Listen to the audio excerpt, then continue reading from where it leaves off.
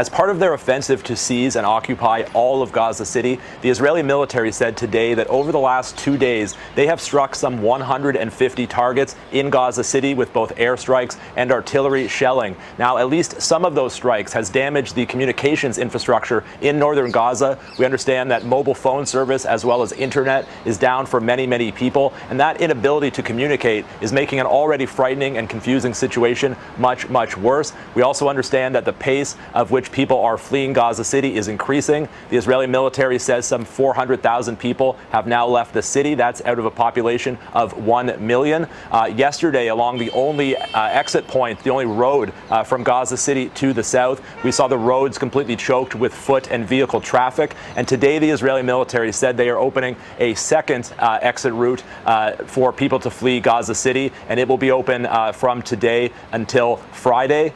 Regardless, there's been chaotic scenes in Gaza City as people try to find vehicles to take them to the south. We understand that the cost now to be relocated from Gaza City to the south can climb as high as $2,000. Of course, that is prohibitively expensive for many people in Gaza at this stage in the war. People are trying to find trucks so they can bring their furniture, their mattresses, their possessions. However, those that can't are shoving what little they can into smaller vehicles, onto carts pulled by donkeys, and in some cases they're just carrying it, or they're putting it on their backs and walking. And as well, many people who are leaving say that they believe that they will never be allowed to return. Now, we've seen growing and mounting international condemnation of this operation. The Canadian Foreign Ministry said that it was horrific and that the government of Israel must adhere to international law. The UK Foreign Secretary called it utterly reckless and appalling.